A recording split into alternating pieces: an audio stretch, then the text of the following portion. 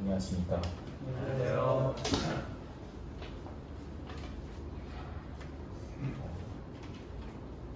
갑자기 주보를 보고 알게 됐습니다. 그래서 그래도 주님께서 평소에 주신 말씀들이 있으셔서 그 최근의 삶의 간증과 말씀들을 성도님들과 함께 나누고자 합니다. 먼저 제가 오늘 정한 주제는 그리스도인의 성공이라는 주제를 정하게 되었습니다. 최근에 들어서 많은 정보에 노출이 되어 있는 것 같습니다. 수많은 자칭 사실이라는 혹은 팩트이라는 그런 정보에 많이 노출되어서 저 또한 그 정보에 많이 노출되어 뭐가 맞고 뭐가 틀린지를 찾고 뭐가 맞고 뭐가 틀린지에 찾는 데 더 시간을 많이 허비하는 제 자신을 발견하게 되었습니다. 하지만 여러분들도 알다시피 세상이 변치 않는 것은 없습니다. 세상이 변치 않는 지식은 없고 오늘의 지식이 다음에 내년에는 그게 거짓이 될 수도 있는 것이 이 세상의 지식과 학문입니다. 하지만 저희는 변하지 않는 것은 딱 하나 있다는 것을 저희는 알고 있습니다. 그것은 바로 말씀입니다. 저희가 이 세상과 싸우면서 저희 능력으로는 결코 이길 수가 없습니다. 저 또한 제가 가지고 있는 것으로 이 세상을 이겨보려고 했으나 그것은 절대 안 된다는 것을 이번 말씀을 준비하면서 다시 한번 깨닫게 되었습니다. 하나님께서는 저에게 이 말씀이라는 무기를 주셨습니다. 같이 예배소서 6장 17절을 한번 읽도록 하겠습니다.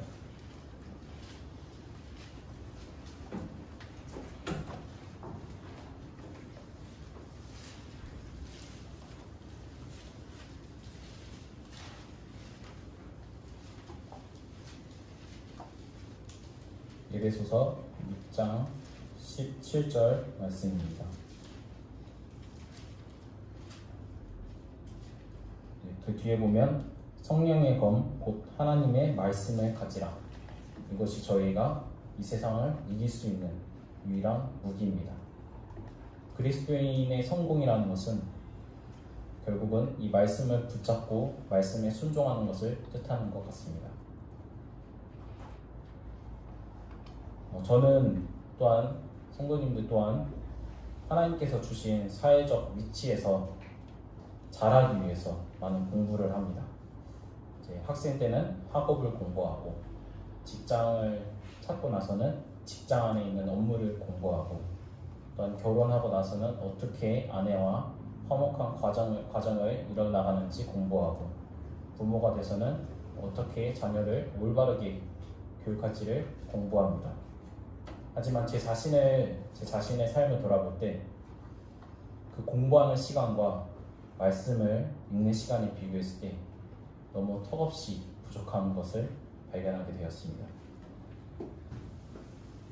또한 직장에서 제가 술을 안 마시다 보니까 또한 담배도 안 피다 보니까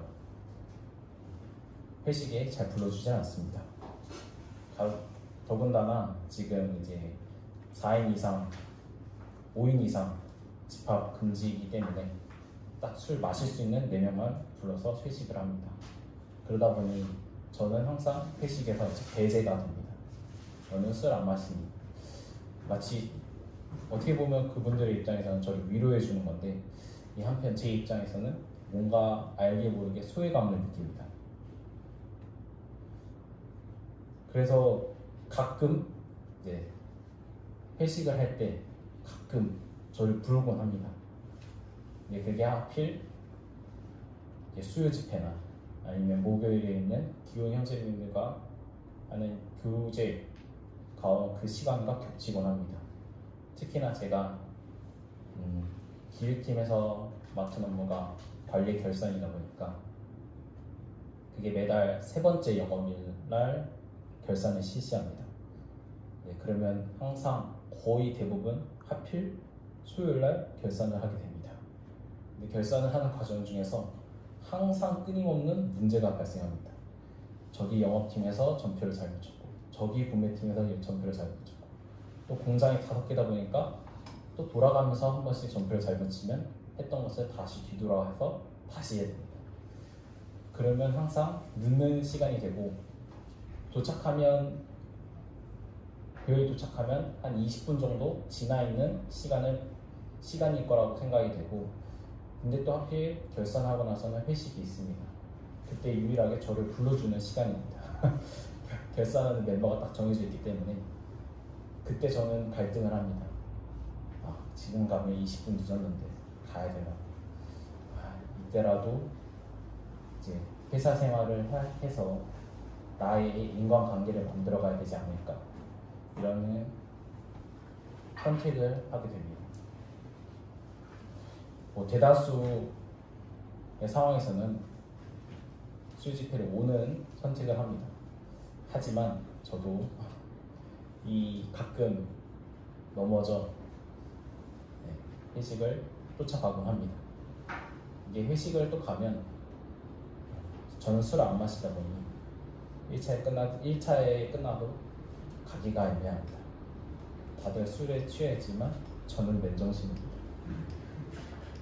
근데 또 법인카드는 제가 들고 있습니다. 제가 들고 있습니다. 항상. 다들 저한테 와서 빌려가곤 하는데 그래서 저는 끝까지 남아 있어야 됩니다. 끝까지 남아서 이제 제정신이 아니시는 분들을 이제 잃어버리는 물건이 없는지, 혹시 술병은 하나 더 계산이 되지 않는지, 혹시 메뉴 하나가 그리고 또 리필해야 될 것들, 이제 술도 저는 잘 몰랐는데 때에 맞춰서 빨리빨리 채워줘야 되는 것을 알게 됐습니다. 이런 것들을 하고 이제 마지막에 10시 땡 하면 이제 보내드립니다. 그리고 나서 집으로 갑니다. 이런 제 자신을, 이게 힘든 걸 알면서도 이거를 선택하는 제 자신을 발견하게 됐습니다. 왜냐하면 이거라도 안 하면 내가 직장 생활에서 인간관계를 못 이룰 것 같아서, 이거라도 안 하면 내가 이 직장에서 오래 다닐 수 없을 것 같아서, 이거라도 안 하면 내가 이 기획팀에 있다는 것을 뭔가 사람들에게 알리지 못할 것 같아서 이거라고 합니다. 근데 그러면서 제 본질을 잃어버리는 겁니다. 말씀에 가까이 하고 말씀을 순종해야 되는 저 자신을, 그 본질을 잃어버리곤 합니다. 그래서 최근에도 이런 일들이 있어서 많이 후회하고 하나님께 기도했습니다. 하나님, 이런 문제들을 어떻게 해결해야 됩니까? 이 직장도 저번에 제가 간증했다시피 주님께서 허락하신 겁니다. 제가 가지고 있는 성적과 제가 가지고 있는 영어 성적과 그런 것들 가지고 절대 이 기업에 들어오지 못하는 것을 제 자신이 너무나도 잘 알고 있습니다. 그리고 유일하게 그 해는 언어로 뽑았기 때문에 주님께서 또 저를 중국으로 인도하셔서 중국어를 가지고 회사에 들어가게 된 것입니다. 주님께서 이렇게 인도하신 것을 알면서도 저는 걱정을 합니다. 어떻게 해야 되는지. 근데 주님께서 성경에 3명의 인물을 저에게 보여주십니다. 첫 번째 인물은 성도님들께서 너무나도 잘 아는 인물일 거라고 생각을 합니다. 바로 유명한 왕이자 정치가라고 세상의 표현으로 할 수 있죠. 다윗 왕입니다. 이 다윗 왕에 대해서 같이 말씀을 한번 찾아보고 싶습니다. 이 역대상 18장을 같이 보겠습니다.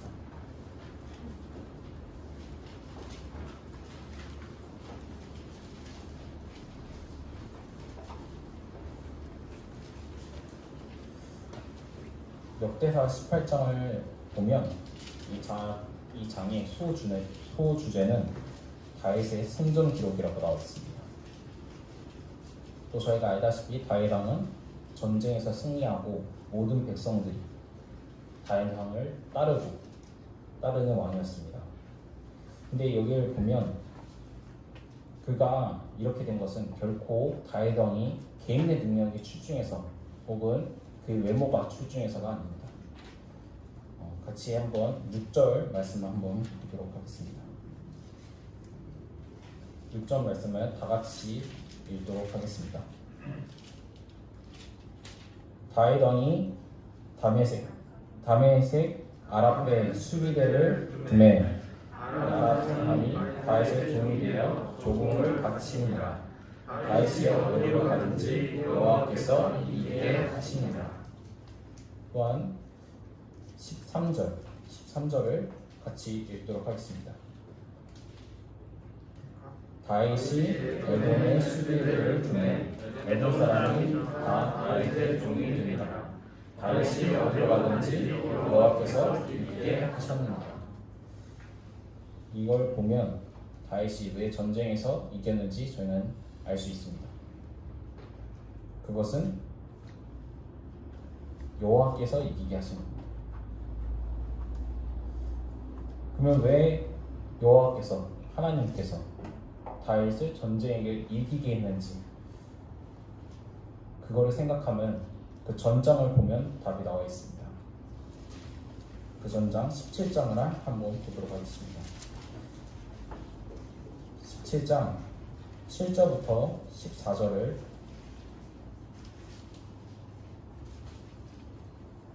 조금 길지만 그래도 같이 읽도록 하겠습니다. 7절부터 14절까지입니다. 또한 내 종 다윗에게 이처럼 말하라.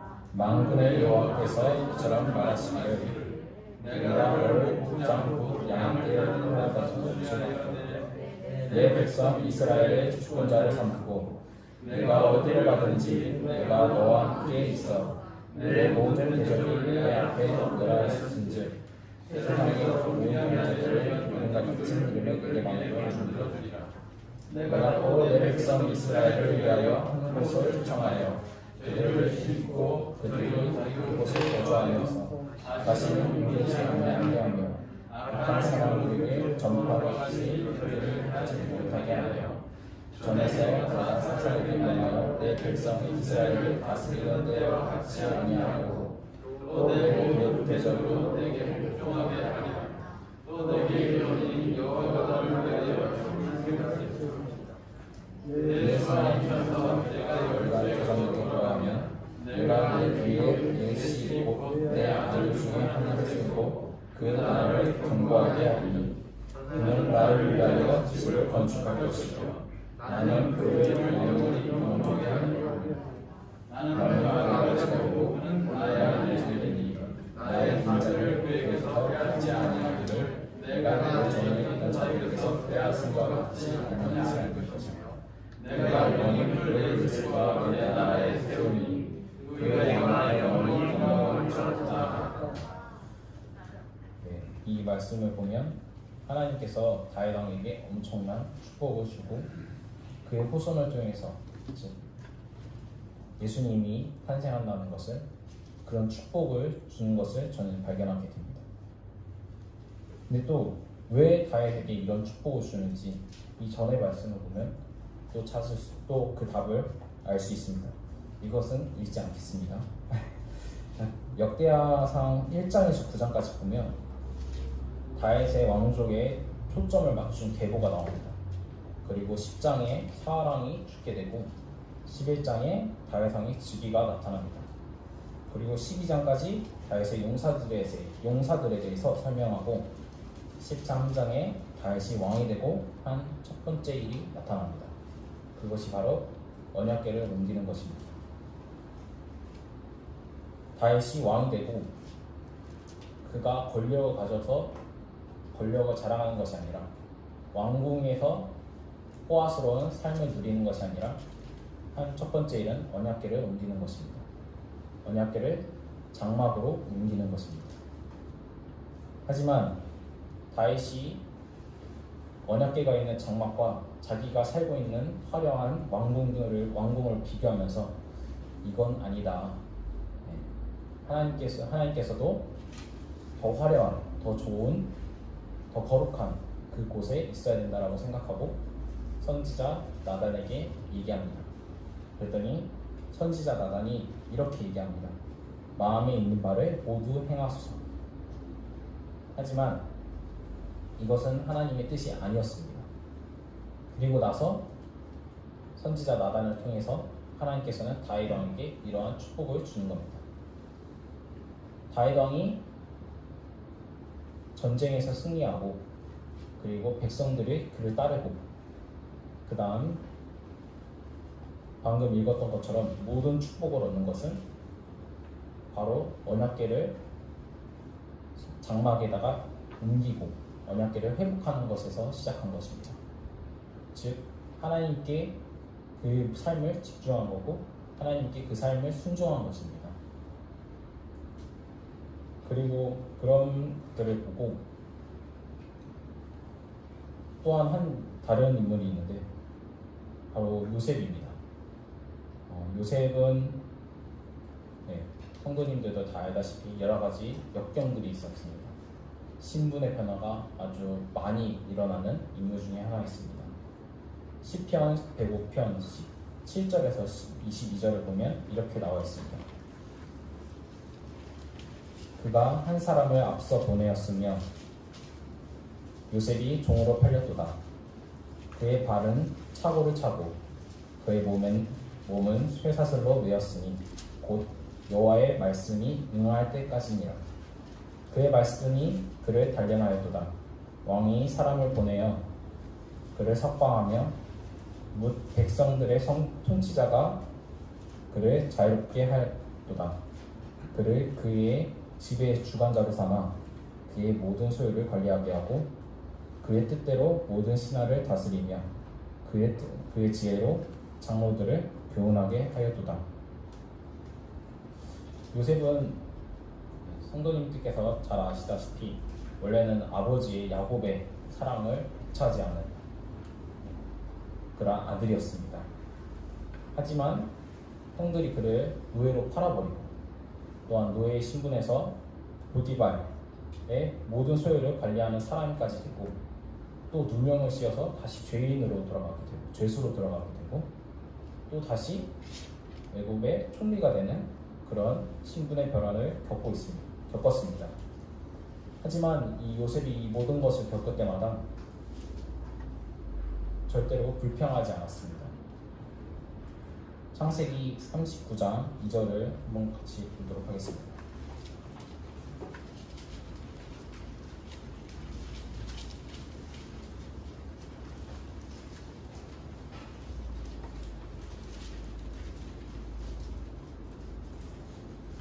창세기 39장 2절에는 그가 친위대장 보디발의 집으로 보디발의 손에 요셉이 사져서 그의 집에 있을 때입니다. 여기에 여호와께서 요셉과 함께 계심으로 그가 형통한 자가 되어 그의 주인 애굽 사람의 집에 있으니 이렇게 나옵니다. 또한 누명을 써서 죄수가 될 때 21절을 한번 같이 보도록 하겠습니다. 21절을 보면 여호와께서 요셉과 함께 하시고 그에게 인자를 더하사 간수장에게 은혜를 받게 하시네 이렇게 나와 있습니다. 여기 보면 항상 여호와께서 요셉과 함께 했음을 저는 발견할 수 있습니다. 그 뜻은 요셉이 모든 상황 가운데서 주님께서 주신 그 환경을 인정하고 주님께서 주셨다는 것을 인정하고 그 모든 환경 가운데서 순종하는 것을 저희가 알 수 있습니다. 그랬더니 23절에 이렇게 말씀이 나옵니다. 23절은 다 같이 읽도록 하겠습니다. 간수장은 그의 손에 맡긴 것을 무엇이든지 살펴보지 아니하였으니 이는 여호와께서 요셉과 함께 하시니라. 여호와께서 그를 범사에 형통하게 하셨다. 여기에 형통하게 하셨다는 말이 나옵니다. 저는 단순히 형통하다고 해서 원래는 보통 성공이라는 것을 뜻할 줄 알았습니다. 근데 형통하다라는 단어의 뜻을 찾아보면 모든 일이 뜻과 같이 잘 되어 가다 라는 뜻입니다. 그럼 여기에 뜻과 같이라는 것은 사람의 뜻이 아닌 하나님의 뜻을 뜻하는 것은 저희는 알 수 있습니다. 모든 일이 하나님의 뜻과 같이 잘 되어 가다. 이것이 바로 형통하다입니다. 성도님들의 삶은 혹시 형통하십니까? 그것을 저 자신에게도 물어보면 저희 모두 저희의 삶은 형통한 것을 알 수 있습니다. 그것은 바로 하나님께서 저희의 모든 환경을 주관하시고 저희의 모든 것을 살피시는 것이기 때문입니다. 그래서 우리가 하나님께서 우리와 함께 하시는 것, 즉 우리가 하나님께 순종하는 것, 말씀에 가까이 하는 것이, 또한 그 환경에 순응하는 것이, 그것이 형통함이고 그것이 그리스도인의 성공인 것을 말씀을 통해 알 수 있습니다. 또한 다른 인물을 한번 다 같이 보도록 하겠습니다. 이 인물 또한 성도님들께서 많이 들었던 인물이라는 것을 알 수 있습니다. 바로 다니엘이라는 인물입니다. 다니엘서 1장 8절을 보시면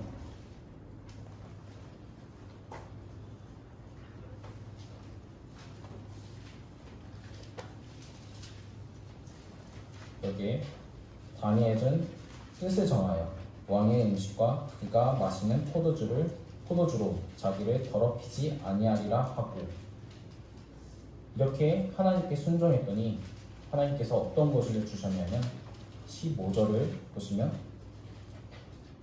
열흘 후에 그들의 얼굴이 더욱 아름답고 살이 더욱 윤택하여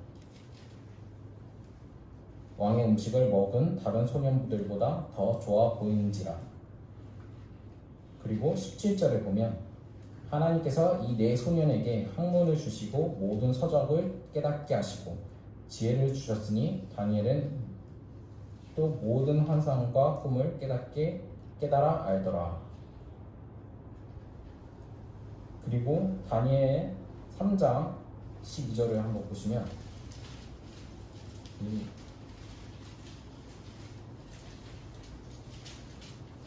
이제 유다 사람 사스락과 메삭과 아벳느고는 왕이 세워 바벨론 지방을 다스리게 하는 자인거늘 왕이여, 이 사람들이 왕을 높이지 아니하며 왕의 신들을 섬기지 아니하며 왕이 세우신 금상에 절하지 아니하나이다 라고 나와 있습니다. 하나님께 똑같이 순종한 거죠. 그랬더니 27절에 보시면 총독과 지사와 행정관과 왕의 무사들이 모여 그 사람들을 본즉 불이 능히 그들의 몸을 해하지 못하였고 머리털도 그을리지 아니하였고 겉옷 빛도 변하지 아니하였으며 불탄 냄새도 없더라. 즉 하나님께서 그들을 풀무불에서 건지셨음을 저희가 알 수 있습니다. 또한 다니엘서 6장을 보시면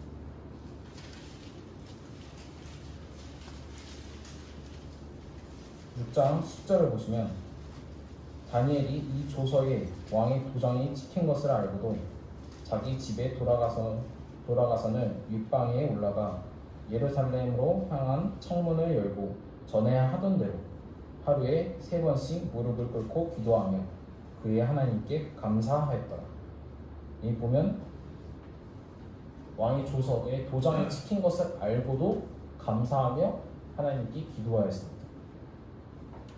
자기가 죽음에 처해 있음을 알고도 하나님께 감사로 기도했습니다. 그랬더니 28절을 보시면 이 다니엘이 다리오 왕의 시대와 바사 사람 고레스 왕의 시대에 형통하였더라 라고 나옵니다. 다윗은 하나님께 순종하였습니다. 그랬더니 하나님께서 그의 생명을 건지시고 그에게 건강을 주시고 그에게 지혜를 주시고 또한 그가 이 세상에서 하나님의 뜻을 이루도록 형통하게 하였습니다.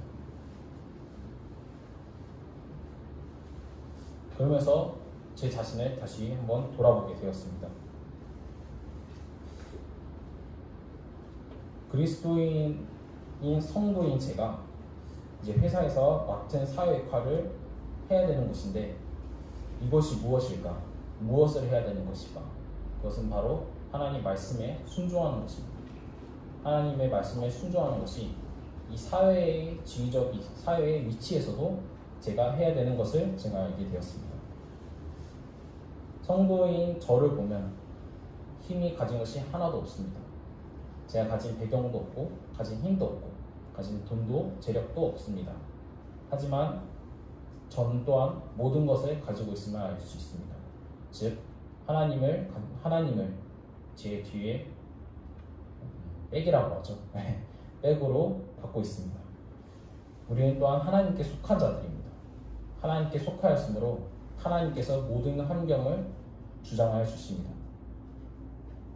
하나님께서 환경을 주실 때 그게 저의 가치관으로 봤을 때, 이 세상의 가치관으로 봤을 때 불행할지라도 그것이 하나님의 뜻이면 그 환경에 순종을 해야 되는 것입니다. 그것이 두렵다고 이 세상의 가치관에 그것이 안 맞다고 피해가는 것이 아니라 하나님께 순종하는 것이 그것이 형통하는 것입니다.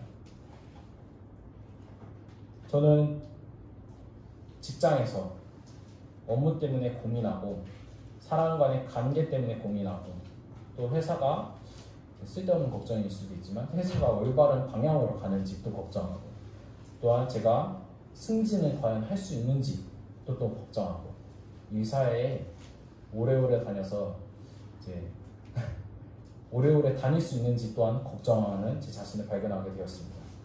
하지만 잠언을 보시면 지식과 지혜의 근본은 하나님을 경외하는 것이라고 했습니다. 또한 왕의 마음이 여호와 손에 있음을 마치 보의 물과 같아서 그가 임의로 인도하신다고 나와 있습니다. 또한 전쟁에서 이기는 환경 그 또한 하나님께서 허락하십니다. 노예였던 요셉이 총리까지 온 것 또한 하나님께서 허락하셨습니다. 사랑을 독차지했던 그 아들이 신분이 여러 번 바뀌면 그 모든 과정 또한 하나님께서 허락하신 것입니다. 이런 고민들을 하는 제 자신에게 하나님께서 이런 말씀을 하시는 것을 제가 발견하게 되었습니다. 마태복음 6장 33절을 보시면 너무나도 유명한 말씀이 나옵니다. 너희는 먼저 그의 나라와 그의 일을 구하라. 그리하면 이 모든 것을 너에게 더하시리라. 최근에 주의 말씀에서도 순종이 자주 언급됩니다. 5월 16일에 주의 말씀에선 김규영 형제님께서 노아의 순종에 대해서 얘기하셨습니다. 노아가 방주를 만들 때 방향을 바꿀 수 있는 키를 만들지 아니하였고 세울 수 있는 돛을 만들지 아니하였습니다. 노아는 하나님께서 말씀해 주신 그대로 방주를 지었습니다. 또한 5월 23일 날 전석희 형제님의 말씀 가운데서도 전해주신 주의 말씀 가운데서도 10계명의 내 부모를 공경하라. 그러면 골로새서 3장 20절에 나오는 자녀들아 모든 일에 부모에게 순종하라. 이는 주 안에서 기쁘게 하는 것이니라. 그리고 이번 주인 주의 말씀에 김영규 형제님께서 모든 삶 가운데서 모든 말씀만을 붙잡고 가시는 그 순종을 저희는 또 볼 수 있습니다. 그리스도인이 해야 되는 것은 딱 한 가지 하나님께 순종하는 것입니다. 그런 것을 보면서 제 모든 걱정이 내려놓게 되었습니다. 내가 이 회사에서 물론 열심을 해야 되지만 내가 그 전에 해야 되는 것은 하나님께 열심을 다해야 되는 것이다. 그 전에 해야 되는 것은 내가 말씀에 가까이 있어야 되는 것이다. 그 전에 해야 되는 것은 내가 예배에 하나님께 충성된 자가 되어야 되는 것이다. 라고 깨닫게 되었습니다.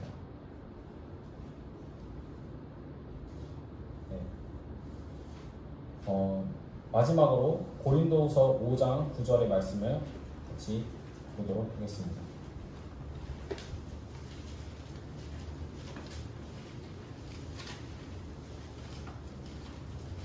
고린도후서 5장 9절에는 그런즉 우리는 몸으로 있든지 떠나든지 주를 기쁘시게 하는 자가 되기를 힘쓰느라. 이 힘쓴다는 것은 뜻을 세운다는 것을 뜻합니다.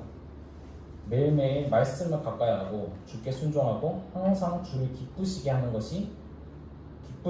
것을 뜻으로 세우는 성도님의 하루하루가 되기를 바랍니다. 마지막으로 기도 제목을 요청을 드리려고 합니다. 최근에 자매가 많이 기운이 없었습니다.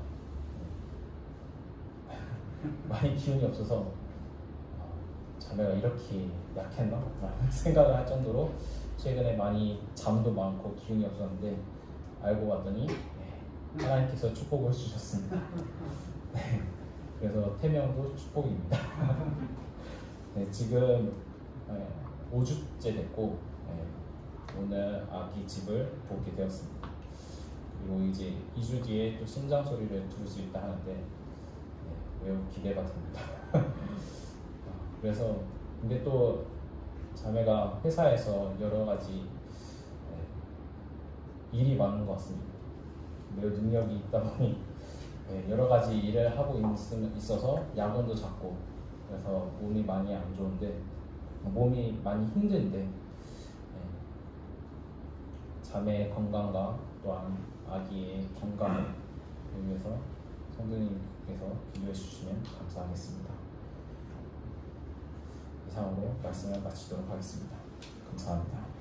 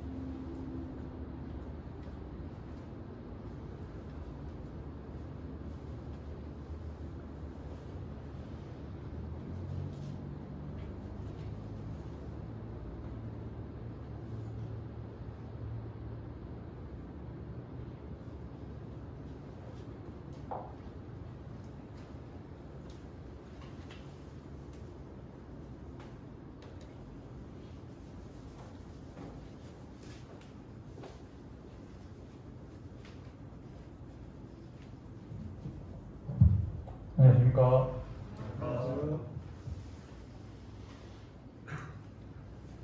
제 얼굴 어때?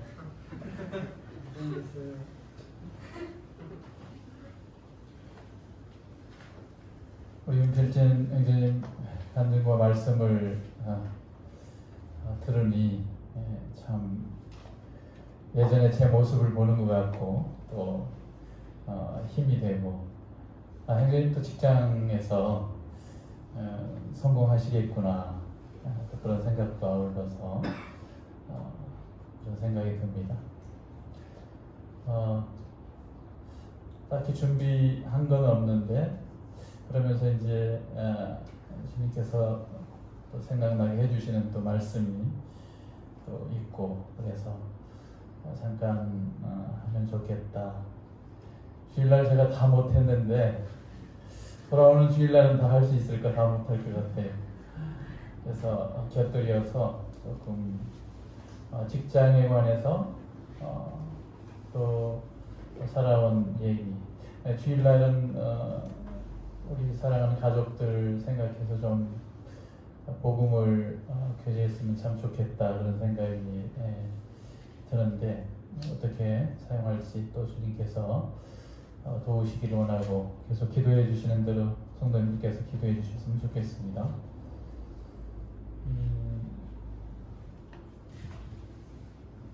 이 어려운 때 마음에 참 평안하십니까? 평안을 또 누리고 계십니까? 쉽지가 않죠. 이런 환경 가운데서 우리의 마음을 붙들고 우리 주님을 바라보고 우리의 모든 삶 가운데 우리의 생활의 어떤 모든 염려들을 우리 주님 앞에 맡긴다는 것 결코 쉽지가 않습니다. 또 기도해 주시고 계시고 그래서 오늘 최숙사장님이 수술 잘 받으셨는데 좀 이렇게 아무래도 큰 수술이니까 힘드시겠죠. 회복실에 이제 계시고 이제 회복해야 할 시간들이 또 많이 필요한 것 같습니다. 계속 저희들이 함께 기도해야 할 것 같고요. 우리 희준이도 또 다시 치료 이렇게 들어갔습니다. 2주라고 그랬나? 일주일 동안 이렇게 또 치료를 해야 하는 입장이고요. 이런저런 이런 성도님들의 이제 모습을 또 마음을 이렇게 생각하면 늘 우리 성도님들의 그런 어떤 이런 부분들이 늘 마음에 있잖아요. 또 함께 기도하고 있고 그러면서 주님께서 이 피값으로 산 성도들 또 이 모이는 이 교회 이것이 없다면 우리 인생에 어떤 그 낙이 있을까 이런 생각을 해보는 거죠. 구약의 시대에도 아까 형제님이 말씀하신 것처럼 다윗 왕이나 다니엘이나 그 많은 또 믿음의 선진들이 하나님을 경외하는 또 자기 백성 이스라엘을 사랑하고 또 오직 하나님을 의지해서 그분을 바라보고 오직 그 주의 말씀을 기다리는 이런 그 모습들을 이제 많이 보면서 오늘날 이 연애의 시대 저희들에게 주신 이 생명의 교회 가운데서 저희들이 이제 걷고 있는데 일상생활에서 저희들의 삶을 이제 구원하시고 우리가 빛의 사람들로 소금의 맛으로 이렇게 이제 나타내기를 원하시는 결국은 이제 이러한 선한 간증을 통해서 무수 사람들을 건지는 일을 우리에게 이제 주신 거죠. 오늘 이런 생각이 들었습니다.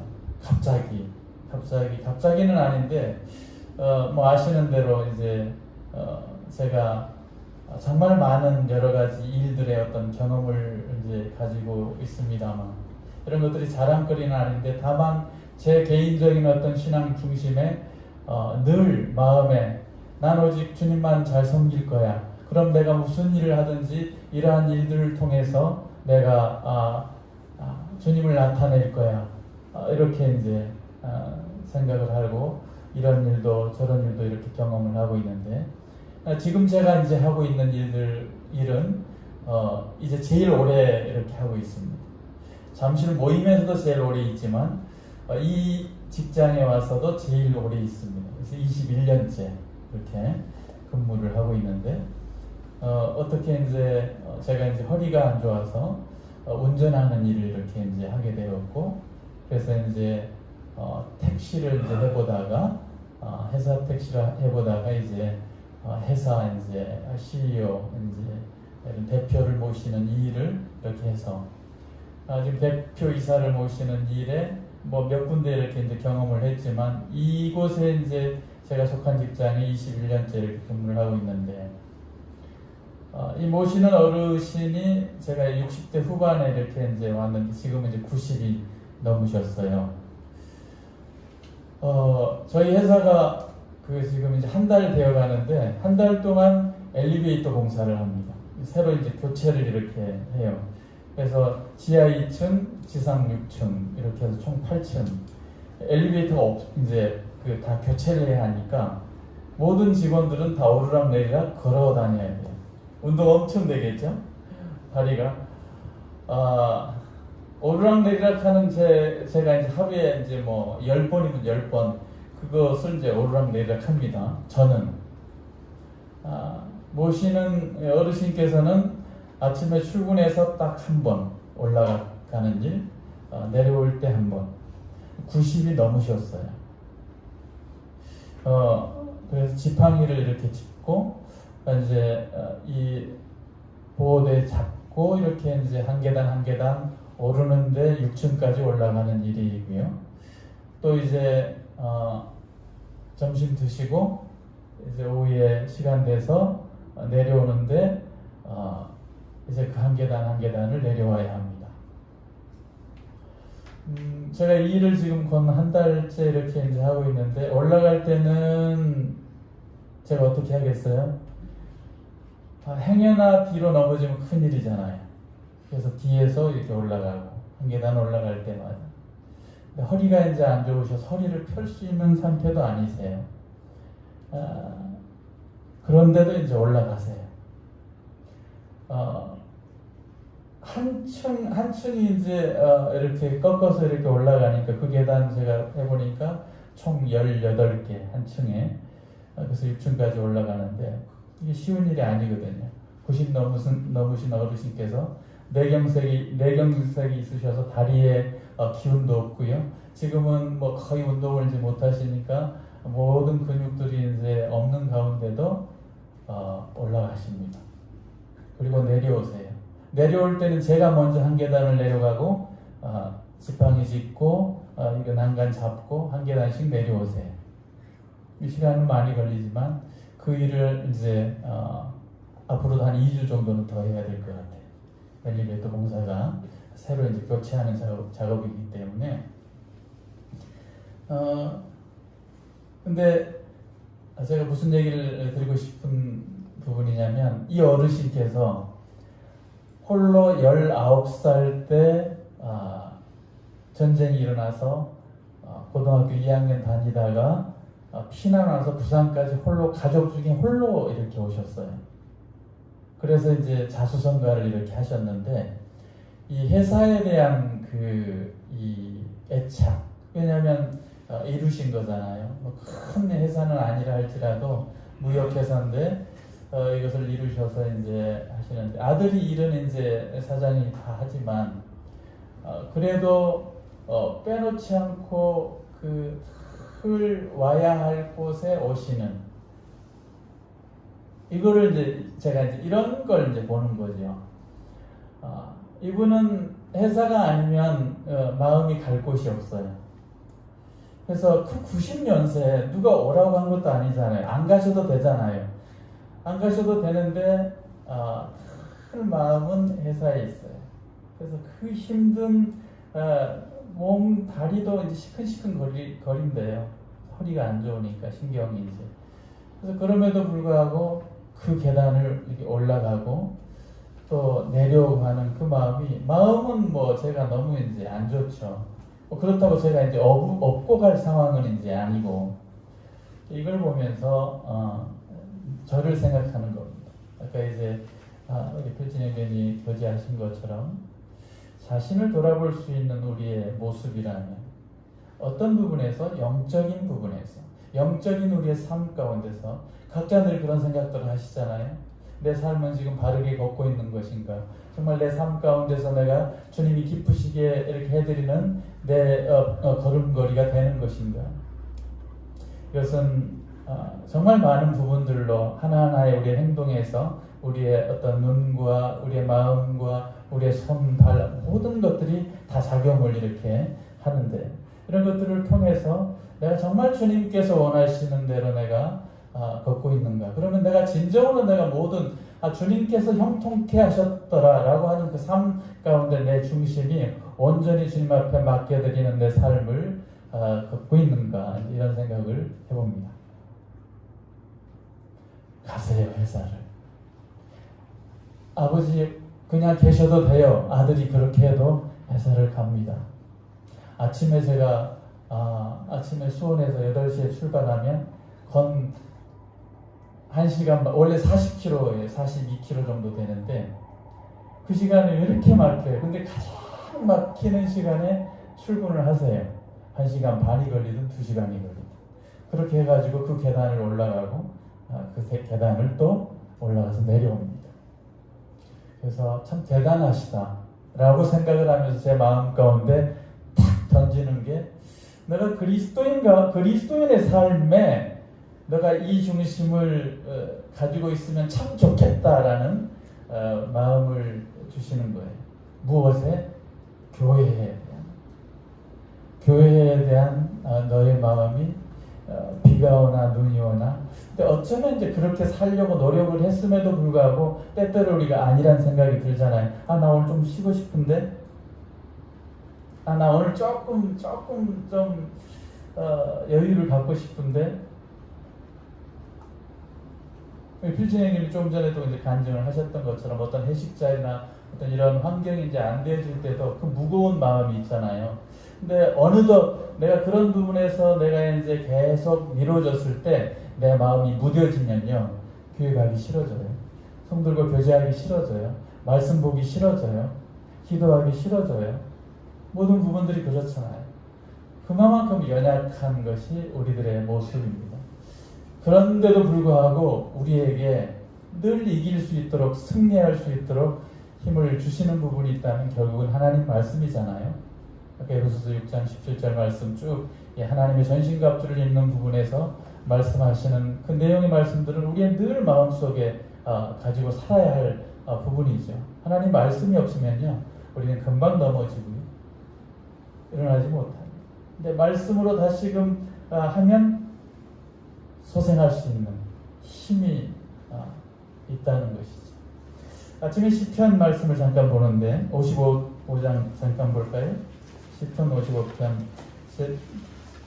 언젠가 제가 한번 이 말씀으로 교제한 적이 있습니다. 그런데 오늘 시편 말씀을 보는데 또 같은 말씀을 주셔서 참 힘이 됐습니다. 55편 22절 말씀입니다. 다 함께 읽겠습니다. 시작. 내 짐을 여호와께 맡겨버리라. 너를 붙드시고 의인의 요동함을 영영히 허락지 아니하시기로다. 이 말씀은 저희들이 얼마나 참 큰 힘이 되는지 모르겠습니다. 우리는 때때로 어려움이 될 때 주님 저 좀 도와주십시오. 구원의 주님, 저의 삶 가운데 이 어려운 환경에 접하고 있습니다. 저를 좀 도와주십시오. 이런 약할 때, 해결이 안 될 때, 어려움이 겹칠 때 주님을 의지합니다. 근데 그런 것이 없으면 우리는 참 안일해지죠. 다윗은 얼마나 많은 시간들을 통해서 그 어려움 가운데서 이 참 놀라운 시편 말씀들을 이렇게 보게 되면 참 대단하다. 정말 하나님의 사람이었구나. 정말 하나님을 의지하는 사람이었구나. 이런 생각을 하죠. 우리도 저희들에게 주신 이 믿음을 따라서 늘 그런 생각을 가지고 있습니다. 신앙생활을 잘하는 사람과 잘하지 못하는 사람의 차이는 결국은 가장 기본적으로 저는 이 모이는 곳에 내가 있어야 한다는 것을 늘 말씀을 드리고 싶어요.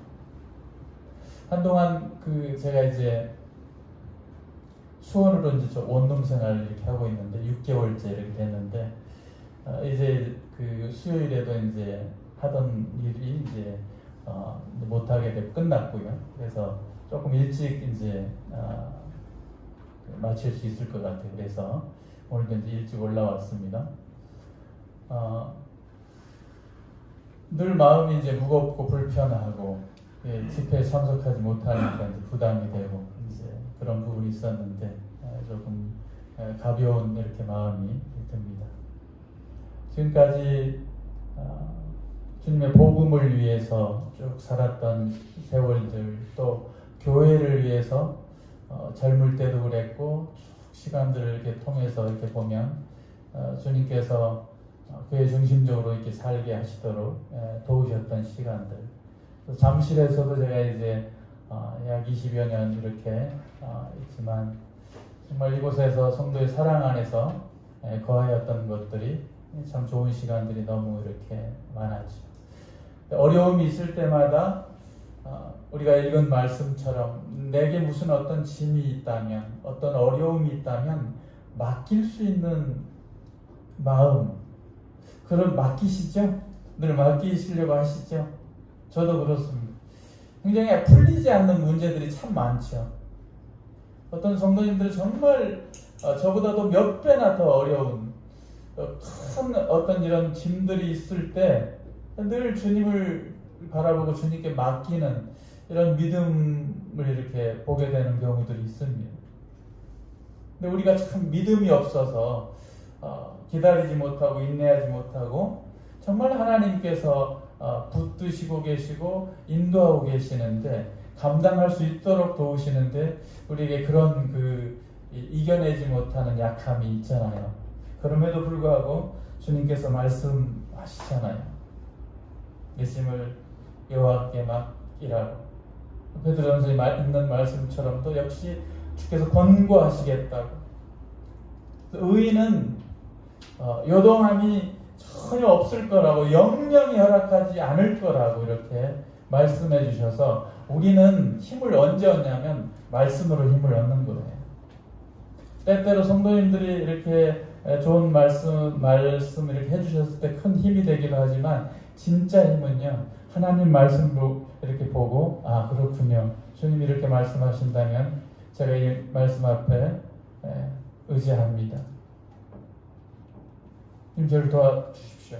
주님 저를 구원하십시오. 제가 오직 주님의 장막에 거하겠습니다. 진짜 힘들고 어려우시다면요, 주님 장막에 거하십시오. 교회 안에 거하시는 겁니다.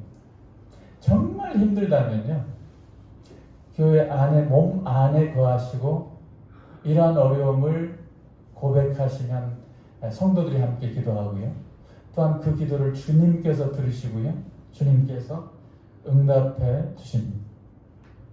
저희의 피난처가 어디게요? 주님이시잖아요. 주님의 날개 밑에, 그늘 밑에, 십자가 밑에 우리의 힘이 있는 거죠. 그 십자가 밑은 즉 교회고요.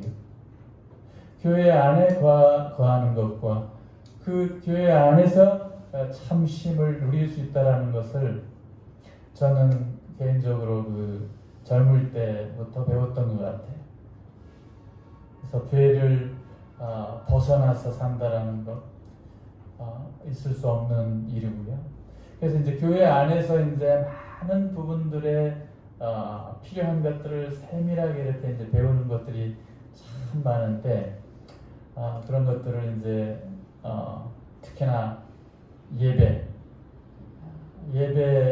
자세, 또 우리의 성도들의 시간적인 어떤 이런 부분, 또 여러 가지 이제 모습들, 이런 것들이 쭉 젊을 때부터 이렇게 이제 경험을 하게 하시는 것 같아요.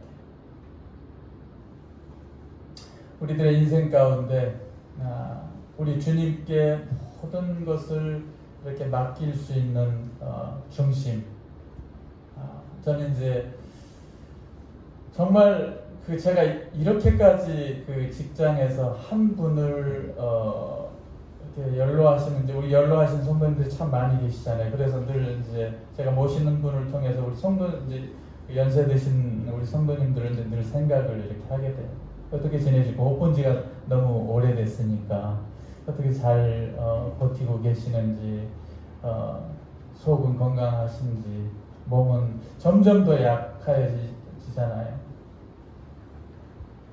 전도서에 있는 말씀의 모든 내용들의 이렇게 모습을 보면 점점 더 우리의 이 육체가 쇠하여지고 약해지는 이런 모습 가운데서 이제 성도님들이 이 시간을 보내고 계시는데, 다만 우리의 마음 가운데 시편에 있는 말씀처럼 주님, 저희들이 무엇을 바랍니까?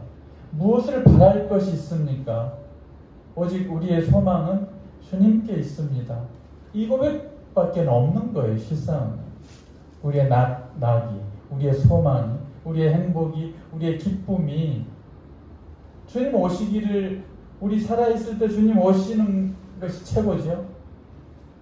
그렇지만 그러지 아니할지라도 우리의 소망이 곧 주님께 가는 거니까 얼마나 이 기대가 있는지 모르겠습니다.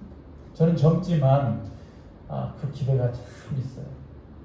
청년 때부터 빨리 주님께 가고 싶은 마음이 컸어요. 성도님들도 그러시죠? 아니세요? 저희들의 소망이 주님께 있습니다. 다윗이 그랬고요. 모든 믿음의 선진들이 그랬습니다. 저희들도 동일합니다. 주님께서 저희들의 삶에 늘 배나 갚아주실 거예요. 진짜 믿음으로 신실하게 이렇게 걷게 된다면 주님께서 큰 기쁨과 영광을 받으실 겁니다. 아멘이시죠?